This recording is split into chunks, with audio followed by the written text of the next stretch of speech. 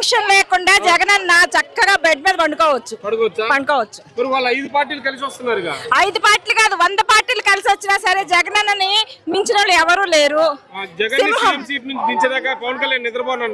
CM seat నుండి కాదు, ఆయన సీట్ ఆయన జాగ్రత్త చేసుకోమని ఫస్ట్. ఆయన సీట్ పవన్ కళ్యాణ్ కి కింద రావిపాటి అరుణ ఒక ఆమె చెప్తుంది కదా, ఆమె గురించి నేను కొంచెంసేపు మాట్లాడతా.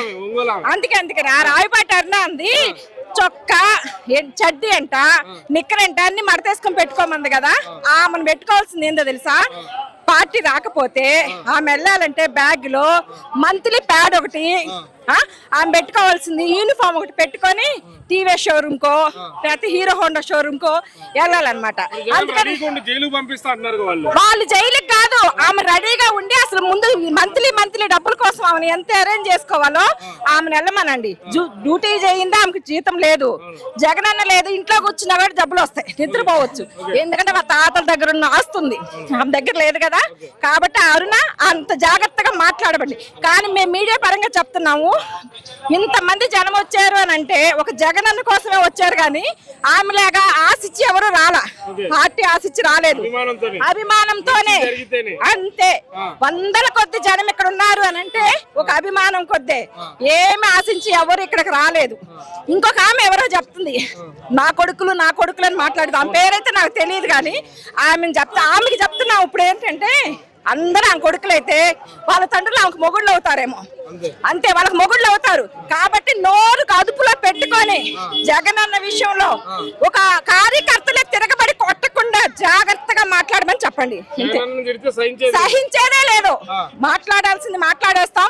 చెయ్యాలి అని అంటే మేము కూడా చీరలకు చెంగు ఇట్లా దోపుకొని యుద్ధానికి రెడీగా ఉంటాం. సిద్ధం, అందరూ సిద్ధం.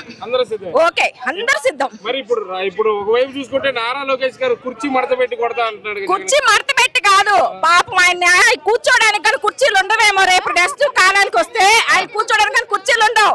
జాగ్రత్తగా పాపం కాళ్ళు అది కాకపోతే ఖాళీగా నడవటానికి కూడా కాళ్ళు ఉండవు. ఎందుకో తెలుసు, అరిగిపోయి ఉంటాయి ఇప్పటికే. అందుకని అది జగనానికి కుర్చీ మడత పెట్టి జగనన్న ఫస్ట్ డైలాగ్ వాళ్ళు వేశారు, చొక్కా మడత పెట్టి అన్నకు మేము అందరం చూపిస్తామని చెప్పి జగనన్న చెప్పాడు కదా. మేము ఆడవాళ్ళం అయితే చీరలు మడత పెట్టి యుద్ధానికి రెడీగా ఉండి మేము చూపిస్తాం. అట్లయితే మళ్ళీ జగనన్నే నేను అనేది వినపడిద్ది అంటారు ప్రమాణ స్వీకారం. మళ్ళీ జగనన్న నేను అన్నది ఖచ్చితంగా వినపడిద్ది.